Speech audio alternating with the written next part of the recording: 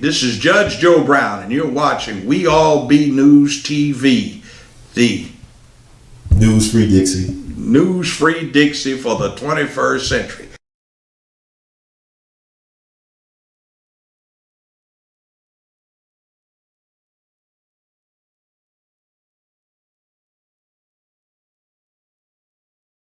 We all be is honored once again to have on the one and only, who is truly beyond category, Judge Joe Brown. How you doing tonight, sir? All right, young man. How about yourself? I'm doing. I can't complain. This weather's kind of interesting, but I'm looking forward to the spring. So, Well, ups and downs. It's February, March. You know, global warming is a myth, they say. What can I say? You know, ain't supposed to be like this. mm-hmm. We used to be part of nature. Now we've become a force of nature. So, la-di-da, whoop-de-doo. Anyway, what can I do you for this evening? Hey, I want to ask you about a couple things in the news cycle, but first and foremost, I want to ask you, have you seen the movie Get Out yet, by any chance? No, I haven't. Have you heard about it? I've heard about it. So, what's your thoughts about what you heard? Well, I'd have to see it, but you know, they're showing it down at the Paradiso on a lot of screens down there. I went through to see something else. I am not your Negro. Well, what's your thoughts about that one? Then can you tell us a little bit about it? I like action adventure. I like lots of gratuitous killing. I'm a little tired at this point in life about the trials and travails of Negroes and other assorted folks. So give me a little adventure. The thing I am not your Negro is more in the form of a, what should I say, documentary. Mm-hmm. So out of respect, I'll go see that. But, you know, when times get hard for the studios, they put out a movie that features black folk. Now black folk loving on white folk and caught up in a drama with white folk, and they build up profits. Mm-hmm. So I'm not disposed to bail them out. I'll wait till I see somebody that hear from somebody I know that saw the movie and tells me they liked it. Yeah, okay. Some of them I've seen, like Selma was a joke. Mm-hmm. You know, other stuff like that, Tyler Perry stuff, you know, it's kind of sort of same old, step and fetch it with a new face type stuff, or black exploitation, 21st century edition. Hey, you know. That's right. Yeah, I actually. You know, I don't have any identity crisis that I need reinforcement on. And stuff like 12 years a slave, I want to puke on something like that. You know, Go ahead. That one actually was interesting. You brought 12 Years a Slave, and I don't know if you check out the Oscars or not, but the best picture of the year went to. I don't. Yeah, well, the best picture of the year went to Moonlight. The same people who did 12 Years a Slave, Brad Pitt's Plan B company, they did Moonlight. Yeah, whose boyfriend was behind it? It's got girlfriends or boyfriends on the Oscar board. I don't even watch that stuff. After they gave Hurt Locker the best picture of the year over Avatar, I just said it's a joke. I've been nominated for Emmys 3 or 4 times when I had my show. Hell, one time I lost out to the Peanuts float in the Macy's parade. Another time they had a boyfriend situation going, and I lost out to a show that only was on for 6 weeks before it got canceled. So, you know, it's all politics within that group. Yeah, definitely. And also, I feel you on the action adventure tip, because I really did enjoy John Wick's Part 2, Chapter 2. That was pretty good. And also, that should have been nominated for an Oscar. But I tell you, so another movie that was pretty good that people got to give him props for, props is due. is Mel Gibson's Hacksaw Ridge. That was a good movie. That was an excellent movie. That was all right too. Yeah, so well, I'm actually just like, what is this thing? I know you talked about the agenda in Hollywood, the gay agenda. What do you think about the Disney backlash with the Beauty and the Beast, the homosexual character thing? You know, they slip this stuff in. Go to the LGBT website and they congratulate each other on putting stuff in. I'm not against homosexuality. Do what you want to do behind your closed doors. What I don't like is, it's like I was just when I got through eating, where I got through eating, they've got a waiter in there and he's got a high pitched girlish voice. Okay. Mm-hmm. I don't know. I assume he's straight, but I mean, you're not looking and you hear what sounds to be a woman. So you respond that way and it goes, okay, this is not a woman. Excuse me, son. I meant sir, not ma'am. You know, and you want to tell him to put some bass in his voice. He can't help it. Right. I guess, but you know, that's kind of, you know, Mother Nature's been working for 4 billion years. So you see out of the corner of your eye something moving like it's a girl. You want to go look, and then you say, oh, there's not a girl. It's kind of, you know, just because you're gay, you don't have to try to act like that. See, out there in Hollywood, I know gays that would get off the elevator because somebody got on there looking too gay. Okay. Mm-hmm. So if you're talking about sexual practices, that's one thing. If you're talking about a lifestyle and value systems, worldview, that's a different kind of thing. See, it's like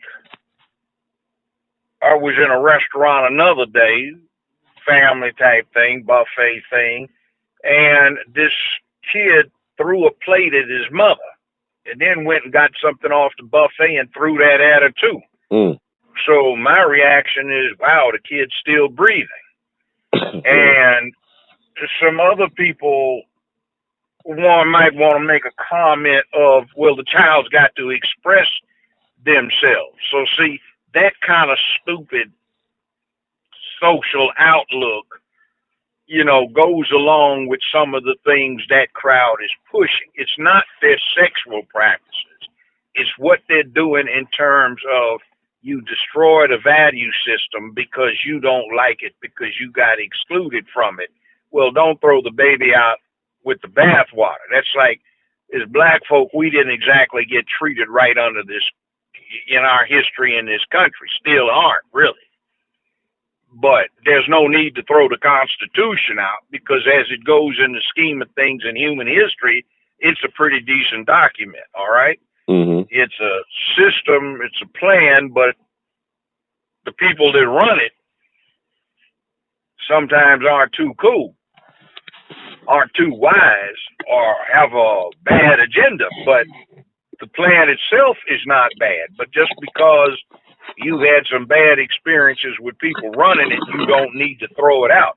Well, have your sex the way you want to have it. That's your business. But you don't need to throw out the plan for the rest of us. You know what I'm saying? Yes, sir. So they have that thing where they have a lifestyle. They're anti-war. They had a campaign going out there where they were trying to get but they just put nihilistic stuff out there that, oh my God, the lighting was so fantastic. So what? It was a lousy story. Right. You know, oh my God, the acting. That was acting? Oh, come on. That was kind of weak. Or, oh my God, in the case of Hurt Locker, the producer, director, etc., writer for Hurt Locker was the ex-wife of Cameroon. Cameroon came up with Titanic and Avatar, the 2 highest draws ever in movie history.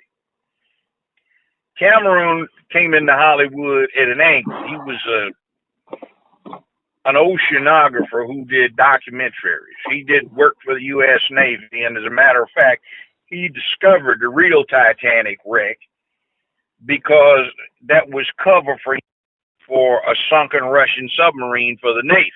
Mm-hmm. and he is a real world guy. Before they did, the Oscars would come before most of these movies actually hit the screen for people to go pay their money to see. So they were giving people guidance on what the movie was about. Mm. But nowadays, the movie, like Hurt Locker, went to DVD after 3 or 4 days, lost money big time, and nobody cares because it's come and gone, but they decided to reward their friends. The other Mm-hmm. one, for example, I think of was, what was it? Moulin Rouge. They couldn't sing, they couldn't dance, the plot was crap, the acting, even if they were good actors, it was poor, and it won all these Oscars. So I said, oh, come on. And see, when they talk about all that, they got 8 nominations, 11 nominations. There are 35,000 people that are entitled to nominate something. It only takes one person in a second. Right. So it's just front off for the public. They make a big to-do out of it. It's boring. The comedians are constrained with what they do, and then they'll get a comedian in there like Ellen DeGeneres who bores the crap out of me. I don't like the woman. Mm-hmm. And, her shows fail all the time, but because she's a poster child, they'll give her 2 or 3 shows a year, even though each of them got canceled for low ratings. But see, they say she's a superstar, but her ratings are poor. So it's a game they play with the public, and they want you to watch stuff particularly where they've got an agenda that they're trying to push that's got nothing to do with basic entertainment. Yeah, I mean, it's a case in point this year that the Moonlight movie won, directed by a black director, written by a openly gay playwright who won the MacArthur Genius Award this year or last year, a black guy from Miami. And it didn't do hardly any box office. I mean, La La Land had a box office, but they took it from La La Land and gave it to Moonlight. But in the story, they using the African American experience to talk about sexuality, talking about this boy coming of age as a quote unquote homosexual in the ghettos of Miami. And Yeah. I want your take on that. 'Cause I saw Moonlight. I actually saw it last week, and it was I'm not interesting. going to see a movie like that. That's not my kind of thing. Right. Hey, everybody's got their story, so there are a lot more deserving subjects to make movies out of. Mm-hmm. You want to make one of General Colin Powell or something. Do something on Usain Bolt if you want to put an athlete in there. Talk about Michael Jordan or Magic Johnson going through college playing ball so they could get the college education playing pro, not just to play ball, but to get a stake so they could start businesses, which is why they went through college anyway. You see, talk Mm-hmm. to somebody like that. Come talk to me. You want to do something? Let's get to the bottom of what happened to Martin Luther King. Hey, James Earl Wade didn't kill him. So let's deal with the implications of who did. You see, they do all kinds of little lightweight crap they do, and the public does not understand reality. It's kind of this thing. I've said there are 5 things that you need to keep in mind if you want to understand how this game works. Julius Caesar said long time ago, give them bread or circuses and circuses. In other words, feed them and entertain them, and the ordinary man won't care what you do. Right. All right. Machiavelli said, give them a chance to become part of the oppressing class, and they will submit and support the worst oppressions. The Republican Party deals with that with their rank and file. They go for stuff under the idea that I'll win the lottery and get $400 million week after next, so I'll be part of the fat cats too. So I will support getting ripped off, Mm-hmm. Guys talking about, creeping socialism and socialized medicine, and he's missing 4 teeth walking with a limp and in bad health. Right. Crazy. And then, Hitler came up with this one, tell a lie long enough, loud enough, you can get anybody to believe it.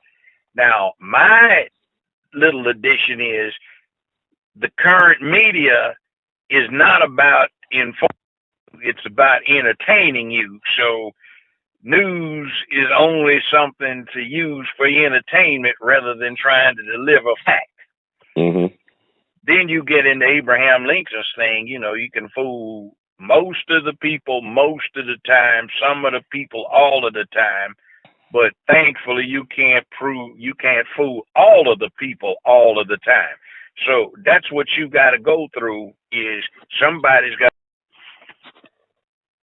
all of the time. Everybody gets fooled. But they have some stuff out there. It's like this big furor over Obamacare. If you notice some of these Republicans are having second thoughts about it, that's because they found out that Obamacare is not Barack Obama.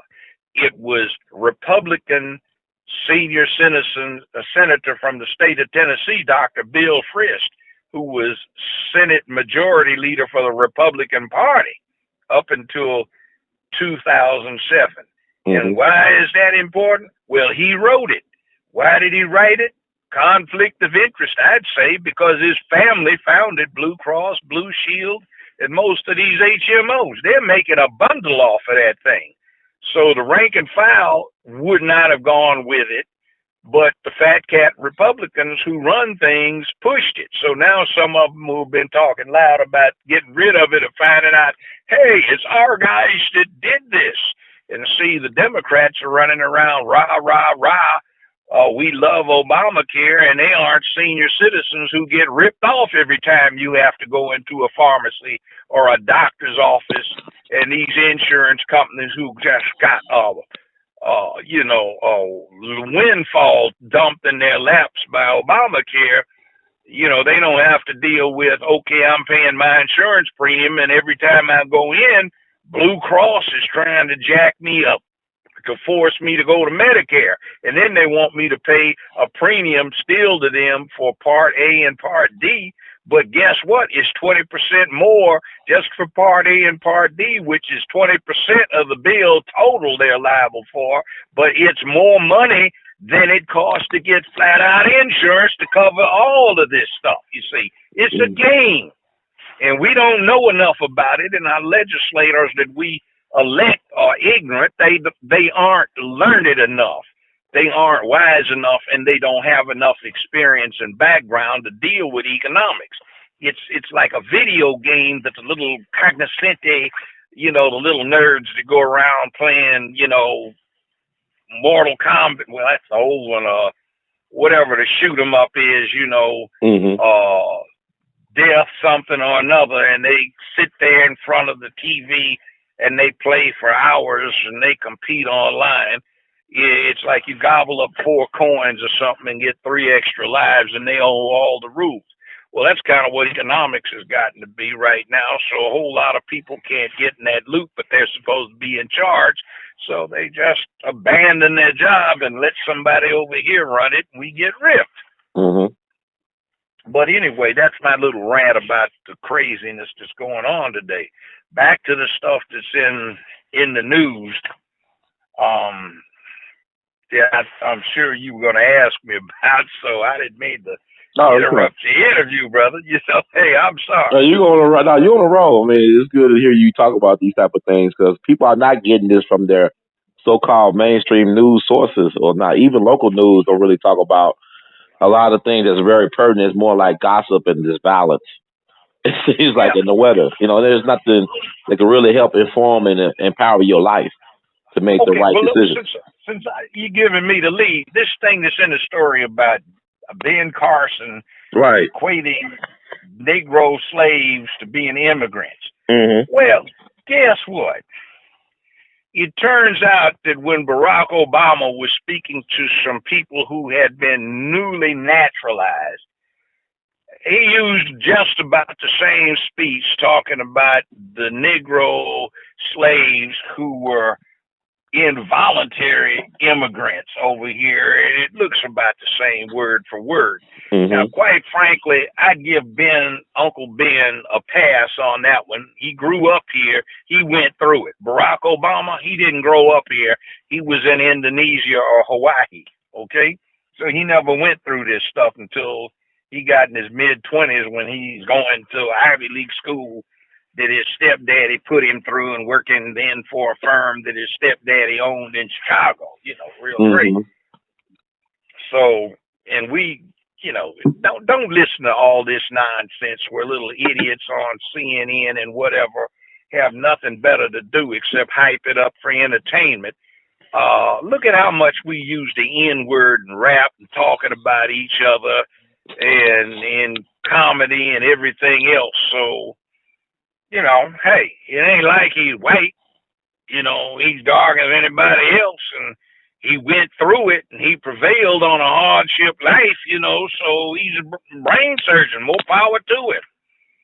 I ain't mad at it, Well, let me ask you this: like, when people say that he's not qualified to run HUD, like I was telling people before, I said, like somebody like Harry Truman, he didn't have a college degree, and then you got somebody that was served on the Supreme Court, Jim Burns. I mean, FDR's New Deal guy from South Carolina. He didn't have a high school or law degree, but yeah, he was able to become a Supreme Court justice. Let me tell you something. To become a doctor, to become a brain surgeon, you got to be a pretty smart person. Dummies don't need to apply. They don't even get close to medical school. Right. So you got a smart man. Now, if you consider some of the dumb bunnies that they've had running HUD in the last several administrations, all you are basically is the administrative head, the political head to push the party line, all right? You have careerists working there who are civil service. Right. So leave it alone. You just don't like Trump. You don't like anything associated with the Republican Party. We're not asking whether you like Trump. We're just saying he got a smart man. He had to actually go through this. He's not somebody that's dealing with it theoretically. So, I don't know. He might be a good one. Let's see. We had Barack Obama. He'd never been in America before, but you wanted him as president. Now, he didn't turn out to be a particularly good one. But, hey, you got a rookie in the office. He's one of the youngest we've ever had as a president. And, look, 8 years, can you point to anything he did for us? No. Well, speaking of us, I mean, we'll ask you just about Donald Trump and his photo op with the presidents of the HBCUs. And now you said you got the president of Morehouse saying that they were bamboozled, that they were had. They was nothing but a photo op. Give me a break. Those Negroes were so happy to get up in the White House, they crowed about it. So maybe they'll get a handout. Maybe he might do something for black education at historically black colleges. I don't know. Might be part of his agenda to get the human and the physical infrastructure straightened out. I know Obama didn't do it. Bush was actually better than Obama about it. And Bill, he kind of left me cold. He didn't do too much either. Everybody's getting left behind. Our congressman here, how many times has he been elected in a majority black district and he hasn't done a damn thing for us? Steve Cohen. I'm going with Steve Cohen. Yeah, what has he done? I mean, he showed the people at barbecues and birthday parties and signed proclamations. And then Turley, Belts, and Smith get all the gravy. Right. So what do we get? Even the white middle class doesn't get anything out of it. For that matter, Ford Jr. either. Turley, Belts, and Smith, etc. We get a game run on us. Somebody gives us a little word or attends one of our functions, and we get so happy. But what is about? I mean, I guess Mississippi Delta blacks, in particular Memphis, that it's kind of like interesting if you compare black folks in different places like Houston or Atlanta or somewhere like that, or even a DMV, DC, Maryland, Virginia. What is it about black folks here that we are so easily, I guess, manageable? It's like a plantation mentality. What's your take on it? Well, in other words, and the Negroes have no cotton to pick. It's one of the things you have to keep in mind is Memphis is the largest majority black city in the United States. Just keep that in the back of your mind. Okay. Second thing is not so much the population, but our leadership has been so anxious to jump through hoops and get a little bit under the table.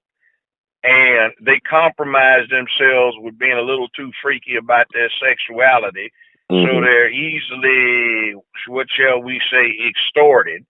Some of them have had their hand under the table too many times, so people have holes over them.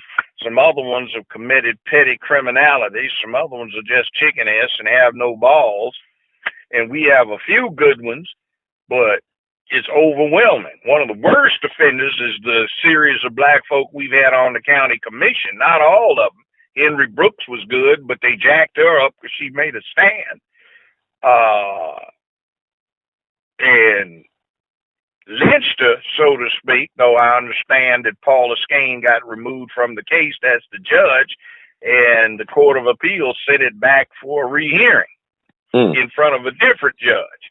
Now, see, the thing I'm getting on the county commission about is since 2008, there's been money on account to pay for totally replacing these deballed voting machines, which are completely corrupt. That based on Windows 2000, they have no firewall, they have no security, they have no passcodes. They're easy enough to get into. All you need is a smartphone, and you can make them do whatever you want during an election. Well, guess what? All it takes is a majority, simple majority on the county commission to sign something like this. We, the below signed commissioners, hereby resolve to replace all of the deballed machines, and then sign it. And each time we've had 3 black Democrats who refused to sign, and I know they're bought off. So scurrilous, underhanded, no good scoundrels need to be held to account. You can't even get the Democratic Party Central Committee to yank them in and say, hey, it's a partisan position, explain yourself. But then the Democratic Party here got dissolved because it got so far out of line, you know. So, you know, it's just we're letting the ball go. They dropped the ball, don't know how to pick it up, and locals are frustrated, and they're running the game on us. They've been fixing elections since 1998, if not before. So black people are getting told by 3, 5, 13 in the commercial appeal that, well, guess what? The Republican Party seems to be putting together platforms that appeal to black voters. Oh, hell no. You're just getting took because the voting machines can be manipulated so easily. Every damn time we've had an election for the last 27 years, the voting machines or the polling places in the black areas have always had a problem. Always. Every single election. Some of them are closed down. Some precincts are not operating. They lose tapes. We have people like Norma Lester on the election commission won't even go down there. I guess she's too busy getting her nails done, talking about it's a social club. You know, she's just putting this on a resume because it's something to talk about when she sips wine and nibbles cheese and she doesn't do a job. We've got Sidney Chisholm down there. Somebody needs to put him in jail for being a crook. But now he's talking about running for mayor, and look what he got. He supported a Republican candidate for a white Republican for sheriff, and he's never been in law enforcement, but they hired him down there with the sheriff's department. Wow. And Benny Cobb was a captain on the sheriff's department. The person they elected was a lieutenant on the police department. But did they get Cobb in? No. So the 2 officers that control everything, the DAs and the sheriff's department, we've never had a black person to hold them. We did have black county, black city mayor. Now they're not. We've lost half the black judges we had 20 years ago. We're going downhill. It's crazy. White people are only 19.1% of the registered voters in Memphis. They're 24.8% for the county. And they are a lesser percentage of the overall population. We're getting run. 50% of the people that get busted for simple possession of marijuana are white, but 95% of them who are convicted are black. And guess what? The Justice Department says the stiffest sentences for possession of marijuana in the United States are given out in Shelby County, Tennessee.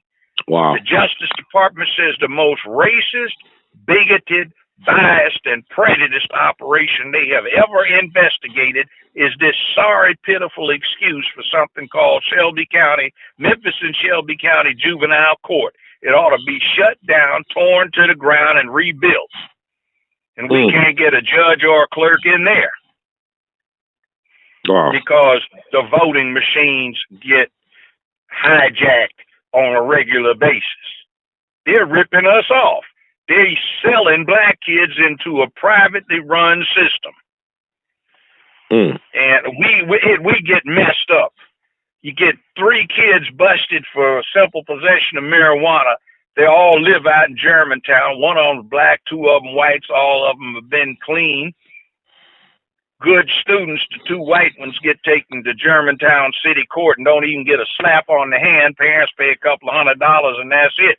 Black one gets taken down to juvenile, all the way downtown to juvenile court by the same cops.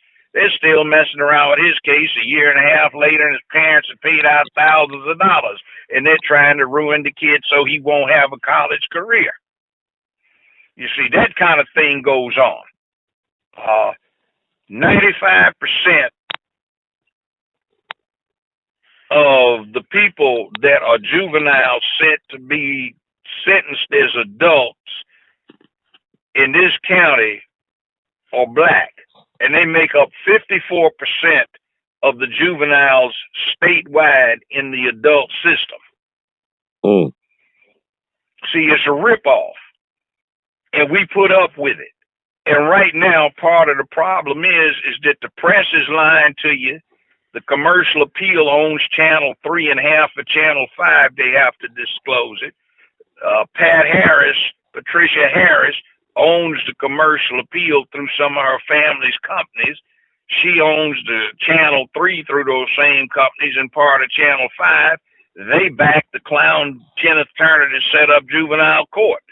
They talk about us needing an education. The judge for 55 years down there dropped out of the 7th grade.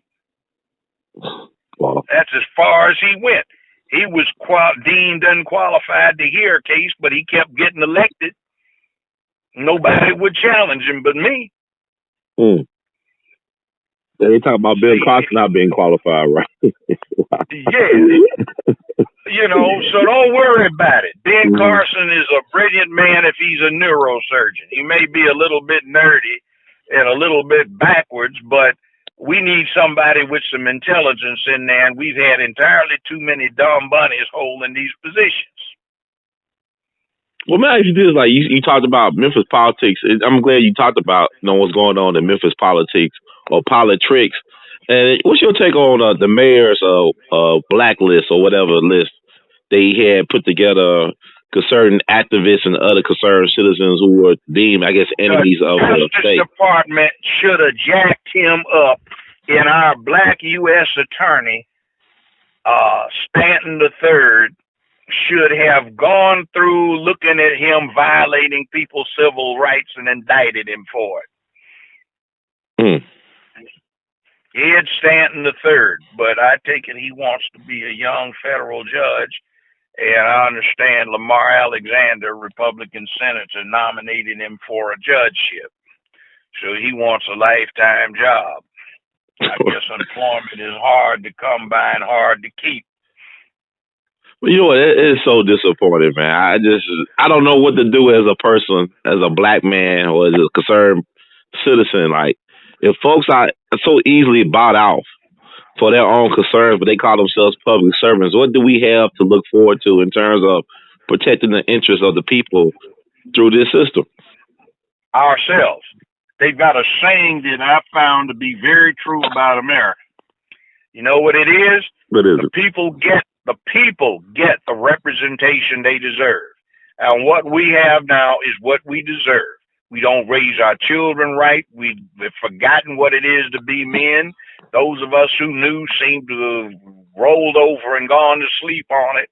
We don't teach the youth about manhood, about the toughness, the dedication, responsibility, obligation, honor, courage, and physical bravery that's necessary. You know, we don't do these things. We support these projects to try to de-emphasize masculinity. We pay attention to the Oscars and the Emmys because they try to tear down manhood. We go around trying to act like we know everything at the cocktail party, and we down our people who stand up for something. You know, he should have acted a little bit more discreetly, or he didn't have to talk like that. I mean, that's just not done. So what? You know, I'm so sick and tired of listening to somebody apologize because they called a scoundrel, Right. and it upset somebody's feelings. Mm-hmm. That's right. You know, Judge, it was interesting. You talked about the marijuana census laws as it really targets black people, young black people. Today, I was at a parole hearing for a relative, and a guy who was hearing the parole board person, he was telling my relatives, look, dealing drugs is a bad thing. When you was young, it was terrible to be dealing drugs. And then he gave the family a chance to speak, and I said, sir, you do know that our President Franklin Roosevelt, his grandfather made the family fortune by dealing drugs to the opium to the Chinese, right? You do know about American history, so I would let him know that I knew, and he granted to release my relative. He said I'll rule in favor of him being released. Cause he served so many years in jail. I mean, he served just about all his 20 and half his 30s in jail. And I just think it's weird that how can you stand in judgment of me if you know my narrative as an African American in this country and how we've been treated or mistreated? Yeah, well, I say this. Mm-hmm. If you want a safe community, you need men to make it safe, not the police. Now say that again, Judge. Say it again. I think people need to hear you. If you want a safe community, you need men to make it safe, not the police. Now explain why. Why is that? Well, that's what's wrong with our hood now. We don't have enough men. Mm-hmm. We got a lot of boys, but frankly, the typical hood rat, he got raised by a young mama who didn't know how to be a mama, with aunts who weren't of high character, and a grandmama's probably the same thing. He's like a lesbian in a boy's body. Lesbian got raised as a girl but likes girls, but she's got girl plumbing. He got raised as a girl, he likes girls. If a fairy godmother waved a magic wand and the lesbian woke up with a penis the next morning, be no different. Mm-hmm. Over emotional, unmanly folk, they won't have a fist fight. They got to go pop a cap on somebody. They don't know how to provide for women at home with them, don't know how to provide for children that they may have, and they sit there and they live off of the women that they can seduce. And what it is seducing, the woman raised these boys. Did she raise them? No, she just let them breed like weeds. They got out the house. She lost the check. She's trying to get somebody to knock her up to get another check. And she brings home another boy child and adopts him, and then has incest, commits incest with him, and gets a check, and he gets the check. Somebody else got bamboozled into getting a little piece of it. He gets blamed. And then you go down to this local clown show they call juvenile court. It's a big game. It's going on all across the country. No manhood. Where's the national black leadership? There is none. Mm-hmm. Now, when people say Minister Farrakhan, they always say that. I look at online. Well, Minister Farrakhan is a black leader. Minister Farrakhan is a leader. He's grandfathered in. Minister Farrakhan goes back to the 60s. I'm talking about he's an old man, honorable old man. He's got a presence about him. Where is the black leadership other than folk that are about to die? That's a great question. Stokely Carmel, H. Rap Brown, Malcolm X, Eldridge Cleaver, though he had his problems getting out of the penitentiary. We had black leadership. BSUs all across the country were doing stuff. People were anxious to be leaders. Now it's all about the dollar, brother. I can't be bothered with all of that and jeopardize my future career. Plus, things are all right now. It's just in need of fine tuning. Oh, crap. Give me a break. Let me ask you, like, I know we just had our first Man Up Monday, which is the first Monday of every month that you created. And I know I've been getting a lot of positive feedback from the your proclamation of Man Up Mondays, and a lot of people have been Man inspired. manifesto, yeah. Yeah, man, manifesto. People have been inspired to write articles to actually live up to what you were saying. I mean, I've been looking at the comments online, and people are very hyped up. And a lot of women are calling for men to be men, which is interesting. But at the same time, it is Women's Appreciation Month or Women's History Month. Do you think that you talking about black leadership, in particularly black male leadership? Do you believe that black women of today are very supportive of radical, progressive black male leadership? They aren't supportive of any black leadership, but they need it. I'm not going to do anything for this celebration until they have one celebrating manhood. You know, I still am angry about 45 going on 50 years of take your daughter to work week, and there's never been take your son to work week. And I Mm-hmm. looked at what the Defense Department put out. Those statistics are awful. All Mm-hmm. races and ethnicities included in this mix for the last decade. That was 2000 to 2011. Only 28% of each year's high school graduates on average were male. Only 32% of the undergrad students on average were male. Only 36% of the grad students on average are male. Only 44% of the workforce is male. The yin-yang balance is out. We need to bring the pendulum back to equilibrium. I definitely agree. Mm-hmm. That is not right. I'm listening to we need to be in charge. Well, no, you messed it up when you started taking it in your mind to have babies, including boy babies, and you did not know how to raise them. You messed up when you adopted this Dr. Spock nonsense about it's all about love rather than discipline and control and training. You messed up when you decided you didn't need a husband around and being married was in prison the way some of the feminists on the West and East Coast were talking. You see, break the family up. You don't need one. See, you messed up when you did that.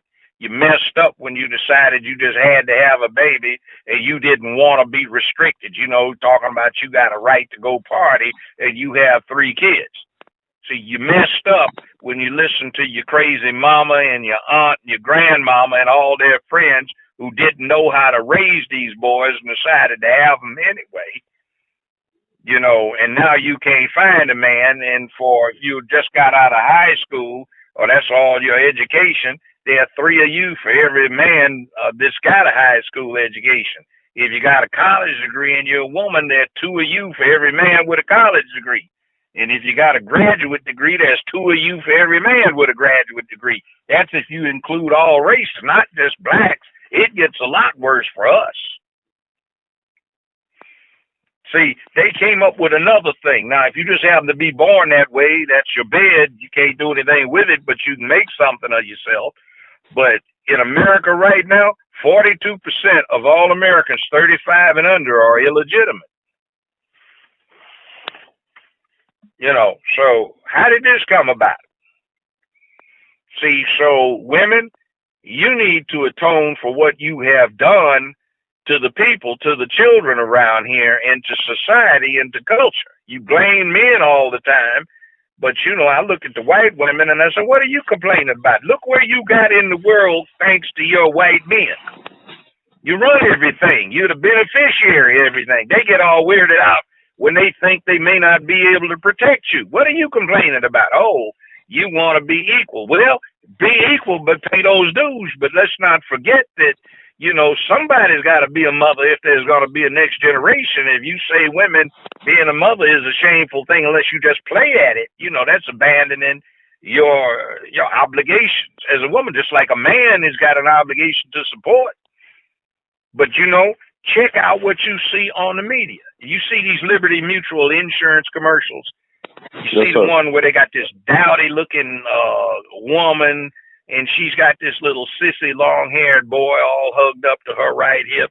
and this little frumpy looking girl hugged up to her left hip, and she's saying, "Oh, I just love Liberty Mutual because I was all tied up with the kids and I can't manage to get an estimate. So all I had to do was take a picture, and then you flip to the other side, and there's some dumpy little frump with two little punk idiots hovering around her, out of control, fidgeting all over the place. Where's your brother? There's three of you. Where's your brother? Where'd he go?" And they won't even stand still to answer her.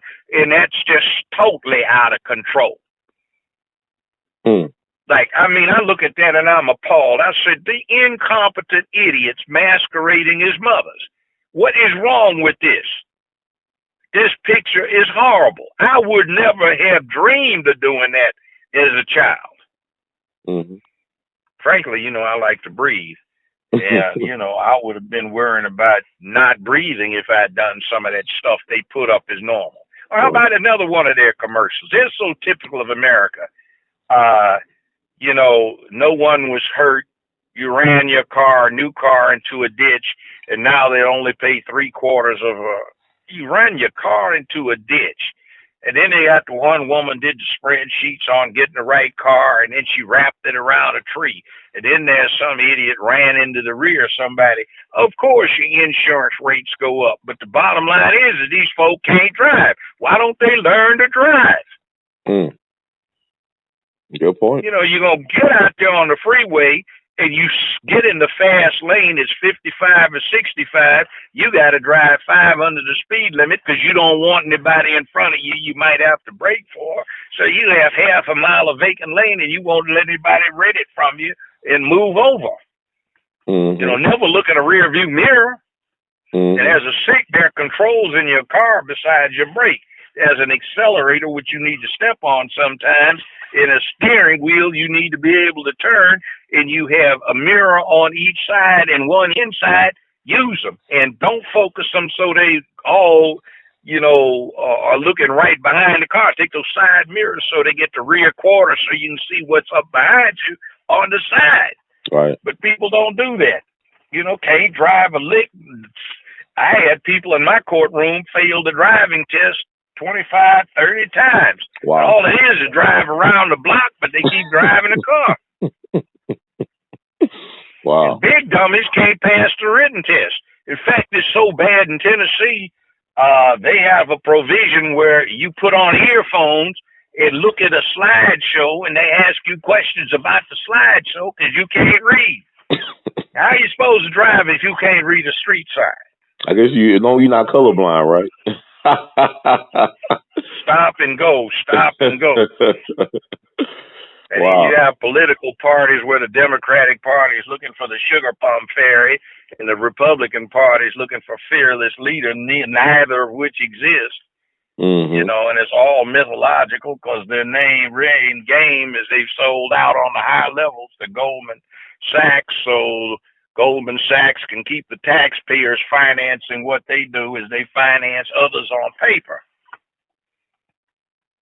Wow. See, that's the big game. Look at who's connected with Goldman Sachs. What's their routine? They're exempt from the American banking laws. They don't have to back up their accounts with cash. So wow. Cruz's wife worked for Goldman Sachs. Hillary's daddy worked for Goldman Sachs. Goldman Sachs got $26 million in a year and a half for speaking fees. That's what Bernie was talking about. We want to see the transcripts because there were none. Because all she'd do is show up and say hi, and they'd give her a $220,000 check saying she spoke to him. She certainly doesn't have that much wisdom to be worth that much money to listen to for half hour. He also just bribing the woman. It also the biggest campaign contributor to Obama's 2008 campaign was Goldman Sachs. From Goldman Sachs. He worked for a law firm. Michelle worked for the law firm that represented Goldman Sachs. This last guy he nominated for the Supreme Court worked for a law firm that represented Goldman Sachs. These two women he got on the Supreme Court had consulted for Goldman Sachs. The person, Geithner, that he appointed to the head of the Treasury Department, Secretary of the Treasury, was a consultant for Goldman Sachs. He's the one came up with that cockamamie scheme of bundling mortgages. that caused all that mess. They put Wesley Snipes in jail for 3 years for the misdemeanor offense of failing to file a complete set of tax returns, and IRS owed him $250,000 for overpaying his taxes. He got 3 years. They gave Geithner a $38,000 fine and 6 months suspended as a misdemeanor for several $1 million worth of fraud, tax fraud. See, you see where this stuff goes? Wesley Snipes, you see him all the time. Good guy, I know him personally. Mm-hmm. They tried him down in a county that's got the only freestanding Ku Klux Klan paraphernalia store in America. Wow. Well, that's America for you. On an all-white jury. They had 19 black folk that were on that jury panel. The judge said, all of you go home, you'll get a notice from the clerk when you need to come back. He was finding the black folk in contempt, then found out all of them got a different date from the white jurors. Wow. Wow. So he didn't get a jury, he didn't get a trial with a jury of his peers. Wow. Yeah. And then he had a dumb buddy for a lawyer. I swear, I sat in that courtroom and I burnt. The judge was even trying to help out his lawyer. See, that's the other thing. Black folk get up and get a position, just like Obama, and you get the fronting off half-stepping because you're way over your head. I mean, I was a character witness. The judge made this fool sit down and call me.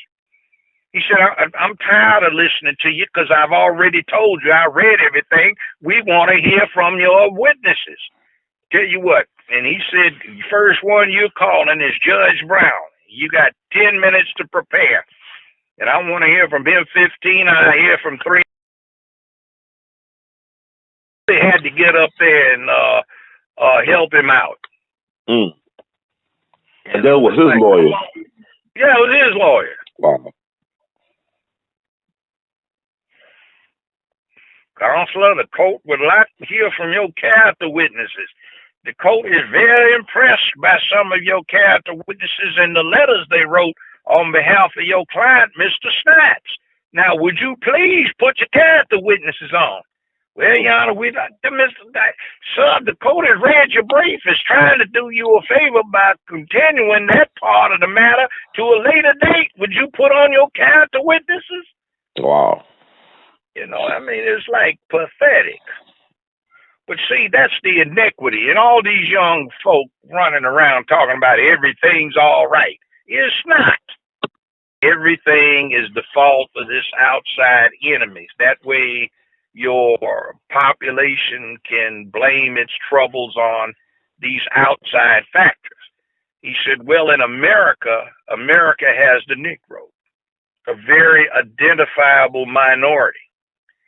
And at the time, America had 130 people. So he said 30 million of them are black. We were a much bigger proportion or percentage of the population back then than now, 80 years ago. Mm-hmm.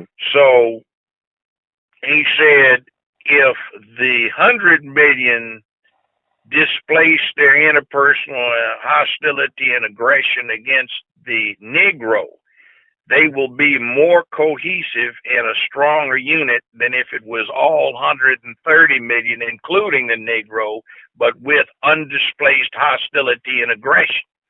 Says the Negro does not have to be an actual physical scapegoat. It will suffice if you can vicariously displace your hostility and aggression upon the Negro. He said when times are hard, as it is during the Depression, then there will be a greater need for the Negro to be available as a scapegoat so America will stay cohesive and unified rather than fragmenting, because it's separated by large oceans from any other natural enemy, and it would be hard to blame somebody several thousand miles away for what's going on at home. So we need to understand that. He also said Chinese, he said Mexicans, he said Italians, Irish, English at a distance, they all look alike because they're fair skinned. But the Negro stands out at a great distance. They're readily identifiable by speech, complexion, conduct, and physical features. And they make ideal scapegoats, and that's what's going on right now.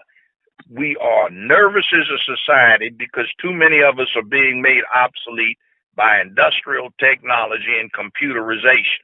We take these magic computers, the net, and instead of using them for business, we use them for gossip and to play with. We don't even spread a good message for the good time that we spend on them.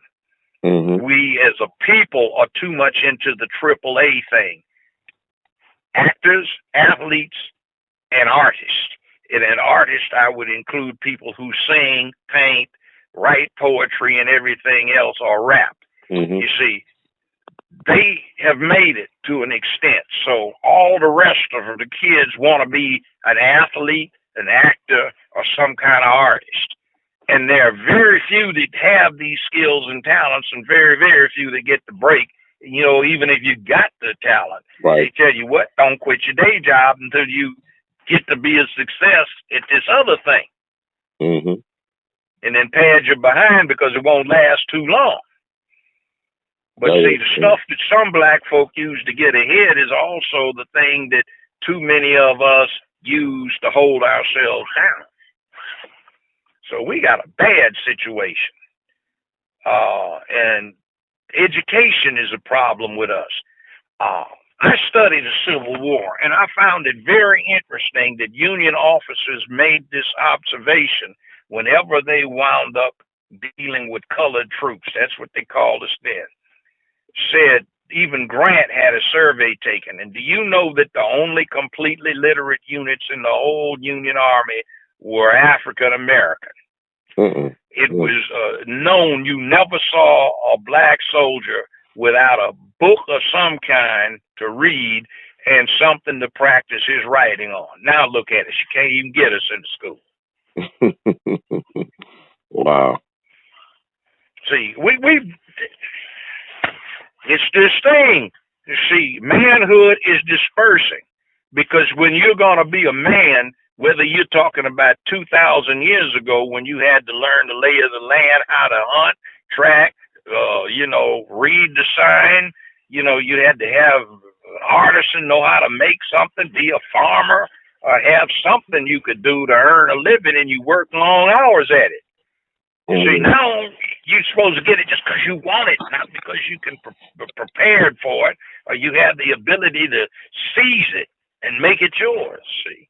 Unless you steal it, you're a con man. Y'all, man, I got game, man. I got me so many hoes, man. Work for me, man. They takes good care of me.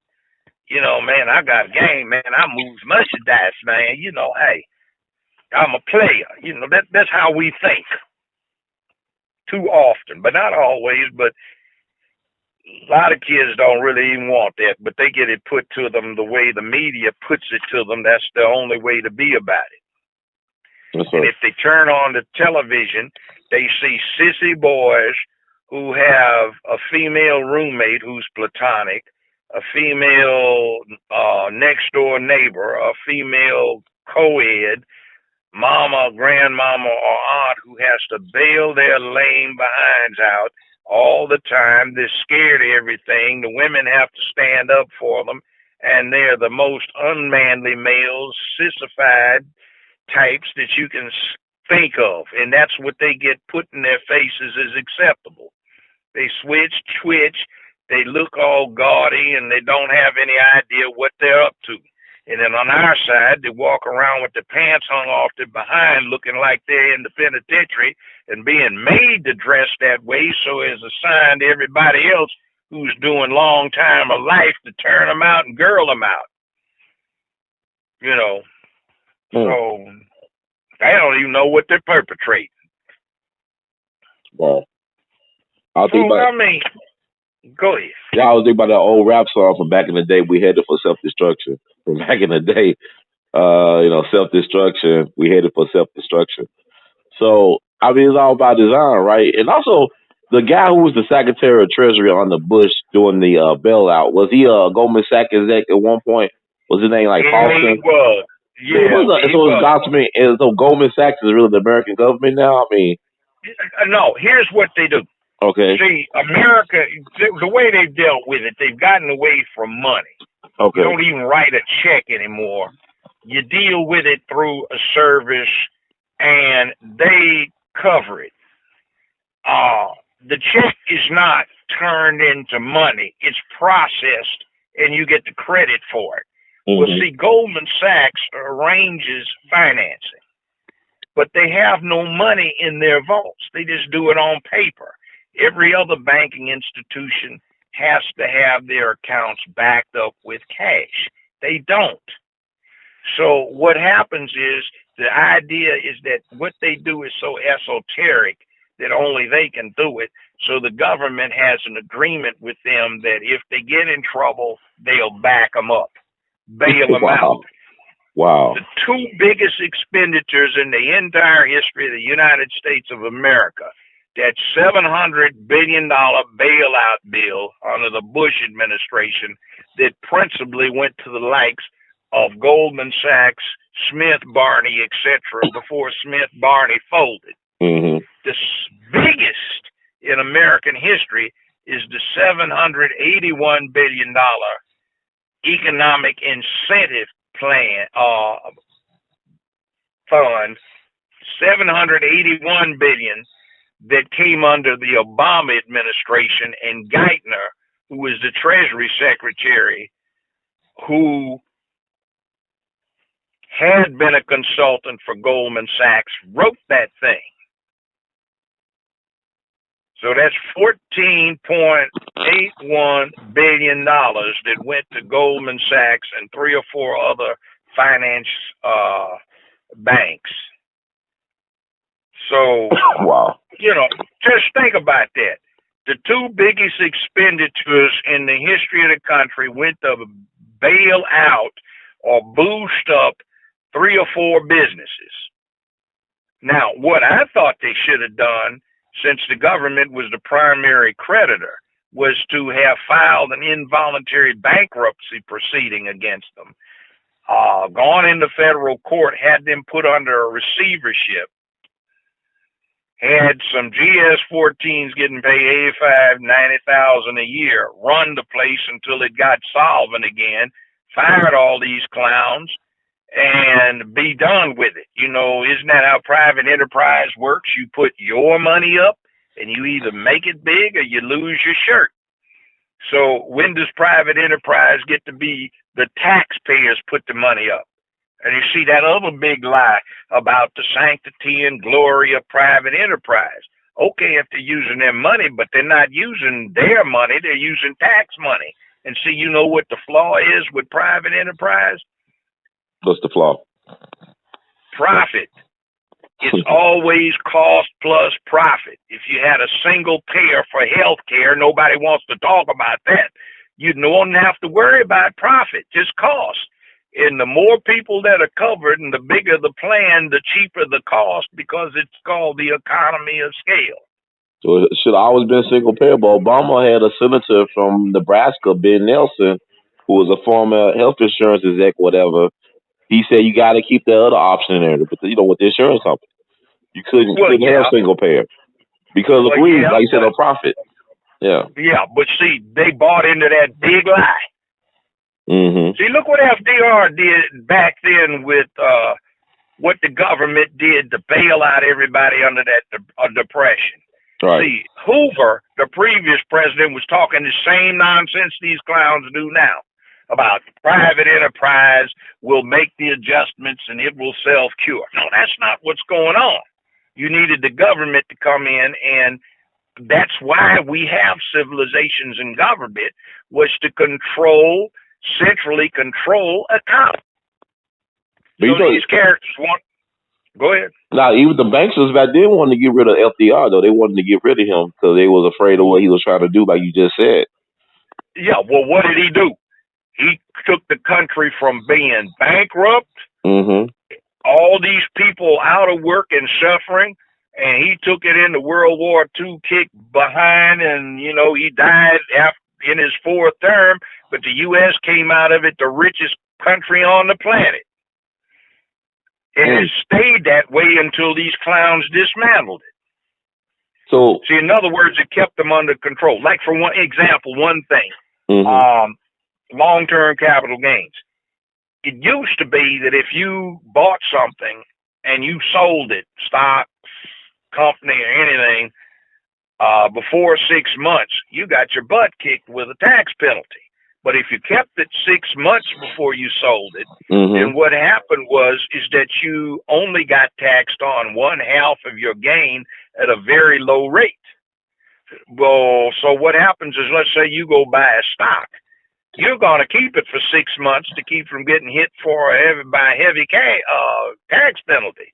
So you tended to go around and invest wisely, picking companies that looked like they were going somewhere or had a future. Nowadays, they've wiped that out, so you can keep it 3 nanoseconds, and you can trade it, sell it. You don't pay any penalty for your gain. So now, instead of looking for secure long-term stuff other than to stabilize your portfolio, you're looking for volatility. So if you buy in, you can drive the price up and then quickly manipulate it by selling it at a higher price when you paid little for it and make a great profit, and it doesn't hurt you tax-wise. See, it's a game. And private enterprise will do it. Oh, you're ripping off. And when you were describing how the Goldman Sachs model works, I'm thinking this is just nothing but a legal Ponzi scheme. Exactly. Exactly what it is. It just makes me angry. It's making me angry to think about it. And say Obama has a trust fund out of Indonesia. The person that set up the trust fund was one of the 10, 15 richest men on earth when he died. That's his stepdaddy who adopted him before he was 2. And that trust fund is exempt from American law. But they downplay Obama's his rag the riches, so they keep on downplaying that. He didn't rag the riches nothing. Well, his daddy ran a Gestapo for the Indonesian government at one time. He ran the death squads. And he was an international vice president for Standard Oil before he set up his own oil firm. He was a tycoon. He left everything to a trust fund, and Obama is a 1/3 beneficiary. He's richer than Trump. Make Trump look like a pauper if all of it came to him at one time. Wow. But Daddy set it up so he gets a bit of it time to time. But Goldman Sachs did the financing. They did joint ventures with BP and Halliburton. Barry Soetoro was the name he went to school under. Well, the Soetoros were family friends with the Bushes. So just imagine that. George W. Bush is a family friend of the Obama family. Are they cousins too? Are they related to? Are they blood relatives? No, what that is through his mama, Barack Obama is related to Warren Buffett, the billionaire. He's related to Dick Cheney, the CEO of Halliburton. And he's also related to Brad Pitt. Now, you get the picture? This is crazy though to think about how basically there's no such thing as an American dream. Then it's all a lie. It's a lie. See, right now what happens is if you take the entire American economy, 95% of the profit and the gain goes to 5% of the people. 95% of the people split the remaining 5%. You got to discount 2% of the 5% to get 95% of the gain, because only 3% of the American public controls what produces 95% of the gain. So in other words, 95% of the people in the country split the remaining 5% of what the 3 and 5% are making. Wow. That's how rough it is. This stuff started off under St. Ron the Raygon, and everybody loved that senile clown. He's brain dead when he got in. That's why they always had him talking about pointing to his ear. He couldn't hear because they didn't want him to say anything. Probably come off with something stupid because he was demented. Yeah. And also, you talk about the joke of private industry making profits. I was recently made aware of a headline with Elon Musk, the billionaire from South Africa. The government gave him like $4.9 billion to help with his projects.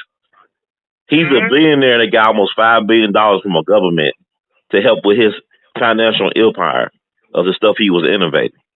And that's corporate welfare. Even Donald Trump's father benefited from, the government back in the 30s subsidizing his businesses up in New York. It's crazy. Look at Memphis. Look at Memphis. They built for this guy to run down here Beale Street Landing, $35 million. They spent all of this money on Peabody Place, this rundown we didn't get a piece of the action for. Yeah. They've got this thing down here next to the Presley Mansion, this 5-star hotel. Who's going to stay in there? Nobody but the people that built it and the people that are backing it, got it paid for by the city of Memphis under the guise of promoting tourism. Crazy. This is insane, man. But look at what's happening on Beale Street. Beale Street, the primary lease holders pay the city $250 a month, and they charge from $5,000 to $25,000 a month to rent it to these people operating clubs. Their leases have been gone for the last 25 years. Why doesn't the city exercise eminent domain, give them a month's worth of lease money, $250, take the leases back and make a condition that you have to actually be operating a club to hold a lease and get $5,000 a throw to help out the city's economic woes. And if the city wouldn't be in economic woes if there weren't so many legal bribes and stuff being paid off. Yeah, 'cause I remember when Harrington gave Elkington, who ran Beale Street, he paid. Elkington has just paid $1 for Hendy Park to control Hendy Park, and they got all that advertising up there. I mean, this is weird how the leadership basically sold out. Like Dr. King, it was a conspiracy to bring Dr. King to Memphis now, because look at the lack of black leadership, or how the black leadership was utilized to bring Dr. King to Memphis where he got killed. Street, look here. I know the late Judge Otis Higgs, fine, noble gentleman. And he used to be NAACP counsel when King was killed. He said he actually had to dive under a table at an NAACP meeting because the people were pulling pistols on each other. One part wanted King, the other part wanted him gone. Wow. Another part of the organization was hollering about the white people that sponsored them didn't want King in the city. Wow. See, a lot of these people that we hold up to be role models, if you knew the truth about them, you wouldn't admire them much. Right. So these are folks that got buildings and streets and schools named after them. These type of people. Well, okay, let me give you an example. Both individuals are dead, but it's a different kind of example. Right. Civil Rights Museum. There's a brass plaque that says, founded by D'Army Bailey. Right. That is the worst tale going. The person that owned the Civil Rights Museum, the Lorraine Motel, was a guy named Walter Bailey, not D'Army Bailey's brother, not the Walter Bailey that is a county commissioner, a different Walter Bailey. He was with Chuck Scruggs trying to figure out what to do down at WDIA. Chuck Scruggs got with Randy Wade. Randy Wade called me. So me, Chuck Scruggs, Randy Wade, and then Walter Bailey got in on some meetings down at this old black club called the Gay Hall. So we met for a couple of weeks. It was my idea to turn it into a museum. So what we wound up doing is we got the late A.W. Willis attorney to fill out all the forms, get the paperwork signed, get everything together, and then he collapsed one day before he could mail the packet off. Wow. he found out he was terminally ill with a cancer that was eating him up so fast he died within 2 or 3 weeks. So his office asked the Army to mail it off for him. And that's how he gets listed as the founder of the Civil Rights Museum. Mm-hmm. Now, he was trying to toady up to some people. So without consulting anybody, he invites George Herbert Walker Bush unilaterally to come to Memphis to open up the Civil Rights Museum. Well, guess what? They've got the band out there playing Hail to the Chief, no George W. Bush. He doesn't even reply and stiffs everybody. So there's all these people standing out there, you know, in the sun waiting on the president who doesn't show. Mm. See, that's the kind of thing they do. And to show you how crazy it is, when they tried Harold Ford Sr. for this bribery case, the second go around, their theory was that he didn't get money bribe. He wasn't getting a money bribe. They were going to name a bridge after him. So you go all through the trial, and then when it gets to the point of drama about the name of the bridge is named after A.W. Willis, not Harold Ford. Mm. Wow. Now, I'm talking about stupidity. There are a lot of people down here watching the trial, okay? Mm-hmm. There are 10 blacks on the jury, 2 whites. So everybody's looking at the reaction of the 2 white jurors, and the audience is saying it's going to be a 10-2 verdict. 10 for acquittal and 2 for conviction. So when it came down, everybody, I was down there, I could see. Mm-hmm. And they don't like this. It's going to be a 10-2. So our black judge, he was a good guy, otherwise just a bit naive. Judge Odell Horton, the late honorable, he says there must have been some improper communication from the jury room to the audience. Otherwise, how did they know that it was going to be a 10-2 verdict? Well, you know, you look at these white folk, look at it, what's going on, and got scowls on their faces, and you look at these black folks shaking their heads like, oh, you expect us to go for this? So what did we get from our good black judge? He ruled that the government couldn't get a fair trial, so he let them bring folk in from out of the state to be put on the jury panel instead of a jury of your peers. Wow. Well, they acquitted him anyway, but brother, ain't nobody gonna put you on the Supreme Court at your age. Why don't you just hard nose it and say, screw that? We get enough. This is where the man's congressman. You know, you had a flam case. Let's do it again. You know, if we must.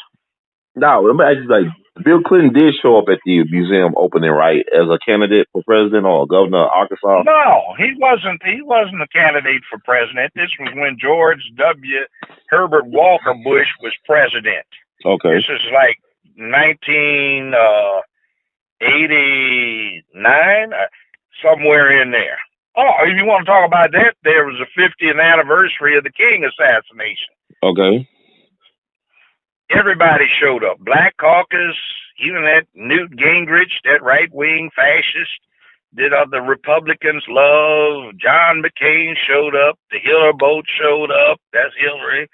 The keynote speaker was Barack Obama. He didn't even RSVP and didn't show. No, he didn't show. Well, he's like the 2008, the 40th anniversary? Yeah, 40th anniversary. Well, next year we got the 50th coming up. What do you think is going to happen during the 50th? I don't know. Are they going to come clean? Because they did help the... I mean, the thing of it was, a lot of people in the audience got turned off because these preachers tried to co-opt the thing and make it about them instead of King. Well, the family walked off of the balcony up there. They wouldn't even go up there. They just said, you know... These folk are trying to pimp out the late father, you know. And Dr. King had beef with a lot of these black men, so they didn't like Dr. King. Yeah. Mm-hmm. You know, that's what's happening around here. Every time somebody tries to do something, preachers get involved, and then they start trying to get you to come to that church so you can put something in that collection plate instead of helping out what's going on. Right. Wow. That thing on the bridge. Brothers were trying to get it together. Our police director came down there and put on a good show trying to be involved. But it got to the point where preachers were trying to co-opt the movement. Now the movement's co-opted by the gay side. LGBT took over Black Lives Matter. Right. So they try to make it an analogy to their situation. So, we don't have any black movement going on. Wow. There's like really much sad commentary for the times. Even though these are very interesting times we're living in. Yeah, we had SNCC, Court, as Congress for Racial Equality. We had the NAACP that was active. We had the black student unions. There was the Black Panther Party. There were all kinds of things going on back in the 60s. Affected black leadership. What have you got now? The Nation of Islam's always been there. And Minister Farrakhan, great Mr. Farrakhan, Minister Farrakhan. He's always been with us, but he's an old man. Right. Let me ask you this. It just popped in my mind before I let you go. Your thoughts about Nick Cannon walking away from NBC, the comedian, entertainer, like he said, basically he ain't gonna be nobody's slave, right? So he walked away from NBC after doing a special for Showtime that was very heavy into race and sex and all this stuff, saying the word nigga and stuff like that.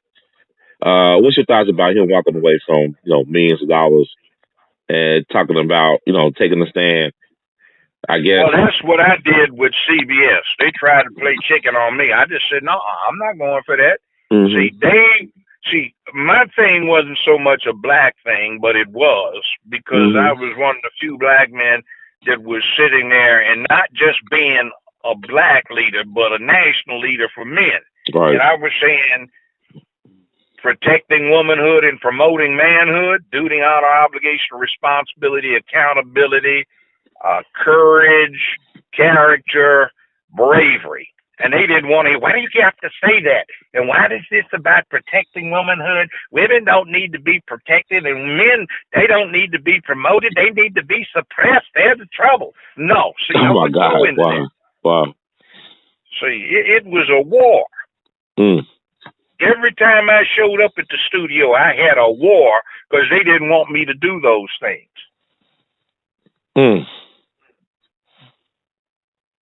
That's why we stuck with Judge Judy today. Okay. Man. Yeah, I was beating her on a regular basis. They had a unit where they had a guy named Roger King who discovered Oprah.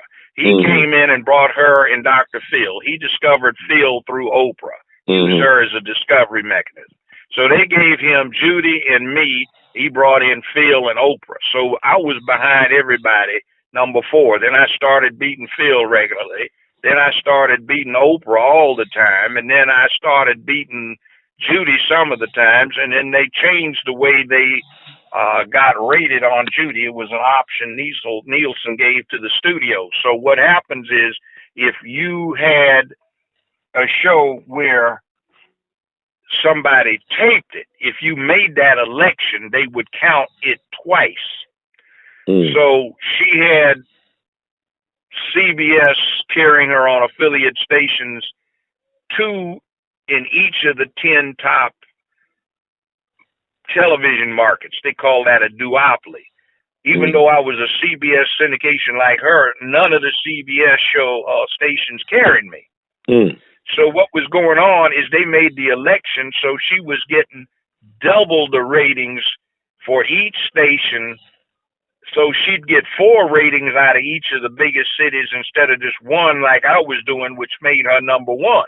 According to the profit sheets that they sent out to the stockholders, which I was getting 1, I was their number 1 moneymaker. But see, I'm your la-di-da, somebody that wasn't going with the flow. I talk about men when they weren't acting like men, but I'm promoting manhood, but they didn't like that. See, Judy, how she does. She just down men. Oh yeah, I could. It's like a dragon lady. She's the ultimate dragon lady. I mean, I just couldn't deal with her. Yeah, what a little 4'7" tall self, Right. This is really a nagging drain. It's like having Hillary Clinton as president. That voice. Oh God. And it's funny. I get around. I was just talking to some preachers who were talking about they got invited to a function Hillary gave. So she had her security go check all their details out. She'd memorized it. So she was being loud at a function. And Reverend so-and-so, you live at such and such address, don't you? Please don't tell everybody in here that. But yeah, I do. Mm-hmm. We weren't impressed. That was just fronting off. Right. That's silly. I mean, that's interesting. But then they still trying to push her. I mean, for 2020, I said, my God, please give her a rest. Over that. Yeah, get over that. See, I grew up in the 60s. Mm-hmm. I graduated from college in 1969. And she did too. But see, she was president of the Republican Party at her university, all-girls university known as Wesley. And they were taking her all over the country to campaign for Richard Tricky Dick, I am not a crook Nixon. Now, I was campaigning for Hubert Humphrey. Now, Hubert Humphrey was LBJ's vice president. One of the reasons I was campaigning for Hubert Humphrey was, can you believe that the vice president of the United States had pledged Alpha back in the 30s, an all-black frat, and made it? Hey, he's from Minnesota. When it was swinging serious wood, he pledged a black frat. And I didn't know that. Wow. Yeah. So she's supporting Nixon, and I'm supporting Humphrey. But see, that wasn't the bad part. But, we had BSUs, anti-war, SDS, and Chicano rights, Native American rights. She was talking about we all needed to be locked up and put in jail. We didn't like it, love it, or leave it. And then see, Bernie Sanders was chairman of a core chapter up in Illinois. He'd been arrested several times for leading demonstrations to integrate the Chicago suburbs and the University of Chicago campus. But Hillary, her folk were up there protesting to keep black folk out of the area. That's why they moved to New York. Oh, and to be closer to Goldman Sachs where Daddy works, see. The game. So, I mean, and then Obama appointing those two women that he did for the U.S. Supreme Court, and he didn't put a brother up there, a real brother, to offset that House Negro Clarence Thomas. Or could have gotten a sister or a Native American or something. You know what I'm saying? Yeah, I agree with you, Judge. I just get mad. See, nowadays, we're so busy trying to be, we belong, but then when it's convenient to get our votes, we try to front off like we're all down for the cause, Yeah, but like you said, when the goings get tough, people reveal their true colors sooner or later, or their true motives for doing what they do or not doing anything. Yeah, I mean, what is it? I don't know. I just get mad these days. I did a lot of things in my life that I didn't have to do that I probably would have been better off financially if I had not have done. But it was all about the cause. My mother always told me to be a man, and my father showed me how to be one. So the family told me what I was supposed to be doing for the people. They were a family that was always race conscious for another number of reasons. And I've always tried to be about that. But I never thought 40 some years ago when they were putting us in jail for doing this, that, and the other, LAPD jacking us up, or FBI snatched me in, wanted to know what you meant when you were talking about black people needed to get free. I never thought that what we were doing and the sacrifices we made would lead to some of these house Negroes trying to run around here being junior grade overseers on a plantation that has no cotton to pick. Wow. That's really aggravating. I get aggravated too when I see how the hood has gone down. All these young brothers need to act like men and get this stuff together. You know, if you're gonna be a man, you gotta have ambition, but the ambition has got to be like those brothers that fought for their freedom, died bloodily, you know, in the Civil War to get slavery over. Where it's about, you know, I need to improve my mind. They tried to keep us from learning to read because books have dangerous things in them. And now you can't get anybody to prepare. Mm. And then you got a mayor down here talking about the solution to our problems is set up better basketball playing facilities and computers to play games on, or go out here to John P. Freeman and set up a tennis program to keep them out of trouble at John P. Freeman, which probably has some of the best behaved black kids in the city. Wow. You know, that's insulting. They need education, not any damn distractions. Mm-hmm. Are supposed to bribe somebody to do what they need to do as men? Yes, sir. Yes, sir. Well, you know, excuse my rant. No. Else? You know, hey. And by the way, thanks for helping me out on that man manifesto thing. You know, it's manpower, man time, man up, do the man thing. You know, they're taking us downhill fast. And, you know, it's always been up to men to pull stuff through when the time was necessary. Well, the time is needful and necessary right now. We got to save the women from where they've been taking themselves. You know, the world doesn't work when everybody is running around working off of emotion instead of rationality. That's our job. We're the ones that are supposed to find the path through the mountains, the game trails. You know, it's all right, brother, if you want to look at a map and take time to find where you are while your woman jacking about to ask somebody for directions. That's because that's what we used to do. Right. And they used to follow along after we told them which way you got to go. See, they like to go shop. That's gathering. We used to hunt, you know? Yes, sir. It's the name of the game. So don't be ashamed to be a man and all this crap about, you know, women are supposed to think like a man and men are supposed to be able to emote like a woman. That is crap. I agree. I embrace that. Yes, sir. I think, you know, people talking about how, like, for a lot of men, the testosterone levels are very low right now. For a lot of men. But it's like they try to beat the testosterone out of you. They try to dry it out. They try to dehydrate you. And then look at Judge Judy and that other woman they had down there, the one that wore that red robe, always tried to imitate her. Too much testosterone, too much this. There's not enough. That's right. That's right. I agree. Yes, sir. I'm getting this off my chest. I've just seen some stuff for the last week that has just gotten to me. It's just like, oh, no, no. You know?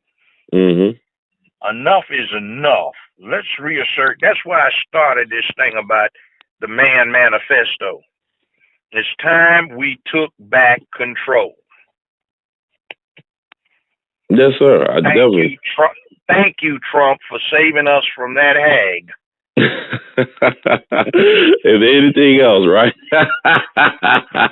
If nothing else. But you know what's crazy, though? Like, it's not crazy to me, but I don't understand the fear that people have of this man. I don't think he's really trying to destroy the country. I'll be honest. I think he's trying to do what he think is right. Yeah, but you know, you got to get perspective. You're listening to the news media. Right. If you go see what they are neglecting, is okay, you play this little sissy game or you talking bad, but you don't know how to fight. See, you go other places, there are a whole lot of Americans going, go ahead, Trump. Rah, fearless leader. Yeah. All these liberals, they are getting their comeuppance. So, you know, that crowd that's used to being heard all the time, they're making all kinds of noises and going crazy like, you know, he's so evil. Hell, he's nowhere near as bad as Ronald Reagan or that whacked out George W. Bush.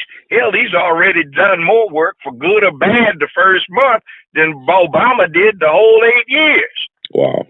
So, I mean, I hate to say it, Mm-hmm. But they better watch this stuff about all this reaction. He needs to be in peace for what? Because he acted like a man who, right or wrong, you can appreciate even if the man's your enemy, if he acts like a man. You know what I'm saying? Right. But what do you think about the Mike Pence emails? How they showed a picture of Hillary reacting to the revelation of Mike Pence emails, or about the Attorney General allegedly having unethical conversations with a Russian Oh, diplomat or ambassador. look. Excuse me. Uh-huh. They're the incoming administration, or they are in Senate positions, and they have oversight responsibilities. They are supposed to do just exactly what they did instead of trying to front off and posturing about they're so hawkish and bad. Somebody needs to talk to the other side to see what they're upset about. Mm-hmm. If they are upset, the reality is there's a lot in Russia that's like what's here in America. And two political entities with the same situation tend to grow together, to become a lot alike. So, get off of it. What's the point? Talk to the people. Find out what they're talking about. Right. See what's going on. You talk to somebody, you can get some information. All that stuff posturing about we can't talk to and we have to put on a front about we're bad, this, that, and the other. Look, ain't nobody going to set off a thermonuclear war unless you are a damn fool. Right. Or Dr. Strangelove or something. Yeah, Dr. Strangelove, exactly. I like seeing that movie. Yeah, it's a classic. Remember the one that kept going, Monsieur in the wheelchair couldn't control his hand? Yes, sir. But see, in other words, back to what I said, the media is not trying to inform you. They're trying to entertain you, titillate you. So they have nothing better to do. 24/7 news is not that much news that's worth listening to. Mm-hmm. And most of it's speculation. So ideally, I don't even like Pence. Mm-hmm. He does not impress me. But I mean, in his defense, it's like, what is it they're doing? To sell commercial time, Mm-hmm. Did Pence do wrong by meeting with the Soviet ambassador? Come on, give me a break. Ain't like he was a CIA agent meeting with the KGB or nothing like that. It's like these are elected officials, right? Or they represent the interests of the country. Yes. Yeah. Yes. So, chief executive says, all right, before Trump was sworn in. Well, guess what? They give the president-elect a tour and a briefing at the Pentagon, traditionally 10 days before he's sworn in. Mm-hmm. He is the president-elect. So, point is don't you want somebody to get a head start on this instead of coming here cold turkey? Well, that's what Obama did. He's sitting there. I guess he had to find out where everything was. And then he let Geithner write up that economic incentive plan for $781 billion that allowed the failed executives to get paid their bonuses out of taxpayers' dollars. That's okay. So you know what they should have did to those executives? They should have did like they're saying in the movie Hacksaw Ridge, where the guy who led the Japanese thing in Okinawa, he committed suicide? What they call the thing they do in Japan? He fell on his foot. Yeah, they cut his head off. Okay. Yeah. That's what they should have did to those bank executives. Because they did was treasonous. What they did to the American people. And the American people wanted it, though. The American people wanted their representatives to do that to not kill them, but to punish them for what they did. Yeah. And they didn't do it. No, they didn't do it. But you see, the bottom line is they signed off on it, for example. They had 41 senators and congressmen were demanding that the attorney general prosecute the executives that used tax dollars to pay their bonuses for their failed work. And then they found out that they had signed off on it because Geithner had put that specific allowance in fine print in the act. Wow. They didn't read it. A guy who didn't pay his taxes and he's the Secretary of Treasury. Yeah. Love America, boy. Gotta love it. Only in America. Yeah. Well, Judge Brown, I ain't gonna hold you any longer, man. The people just was getting in my ear to my when Judge Joe Brown gonna come back on with some wisdom. Like I said, people want to see you on TV for obvious reasons. We need this voice of reason that you have right now, this wise counsel that's been missing so much from our national dialogue and conversation. So I just want to thank you once again for being that voice, for being that man, and for leading the way for people. Because a lot of people are being very much inspired by your words, and they are very much enjoying your personality and what you bring, because a lot of people were not aware that you were such an intellectual and scholar until they start Thank listening you. to some of your stuff. Yeah, they are very impressed with your wisdom. And like May you I get a ask lot of one? radio shows because of it. Yeah, may I ask one favor of everybody that's listening? Young brothers, get your stuff together, practice your manhood, develop your mind, get your skills together, get your knowledge together, because when you are going to be a leader, if you become one, you got a target painted on your back. They're trying to keep people like me down, so we don't speak to you. So I'm speaking to you. And they're still trying to blackball me to keep me from getting another show so I don't get the national stage for this. Mm-hmm. So listen to what I'm saying. Pick up the ball and run with it. You'll get your moment for it. But, you know, somebody's got to take over this stuff. And I'm just urging you on to pick the ball up, be a man, prepare yourself to lead as a man. You know? Yes, sir. Marching orders. That's important. Mm-hmm. So do us a favor. Come on, new generation. What do they call them? Centennials. The millennials. Millennials. Let's get it together. Man up, man time, man power. It's on your shoulders. Take the burden. It makes you feel good and you can sleep at night when you do. Yes, sir. And forget all this basketball, football, baseball.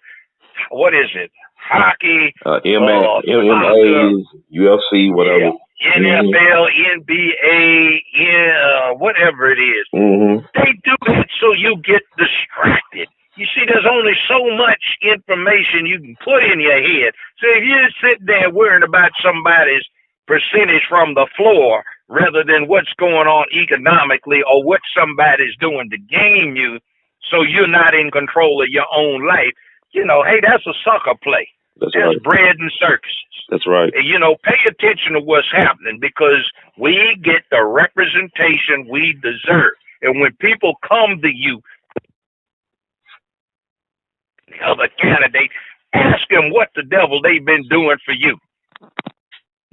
And if somebody's coming up, putting something on, dragging somebody has no interest in you, is coming in a position where they ought to be begging you, but stepping in there arrogantly like they still run this place, call them to the carpet. Say, hell no.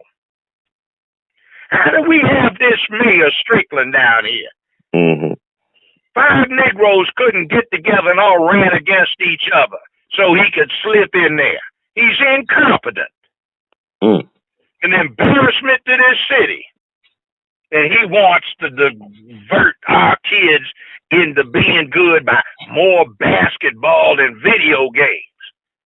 Yes, sir. See, don't let that happen to you. Take charge. It's your world, your future. You can make it what you want to. By 2040, there will no longer be any majority race in this country. It will be your future. Put your foot in the door and then kick the damn thing all the way open. And this is the largest majority black city in America. This is yours. Take the place and run it. And don't let these half-stepping house Negroes and the people that put them up put you down on the bottom any longer. Yes, sir. Drive around this area and see these great houses out east. You need to have that too. See, great houses and then you live in hell. See, it ain't right. Yes, sir. So seize the moment. Prepare yourself to seize it. Keep your behind in school. Read those magic books. You don't need to be selling poison to your neighbor. You don't need to be selling poison to them. You don't need to be stealing from your neighbors. You don't need to be taking from your neighbors. You don't need to be popping a cap. Find out what it is to stand toe to toe and give a beating or get a beating. And quit trying to work the women. They are a resource you ought to be nurturing, not living off of.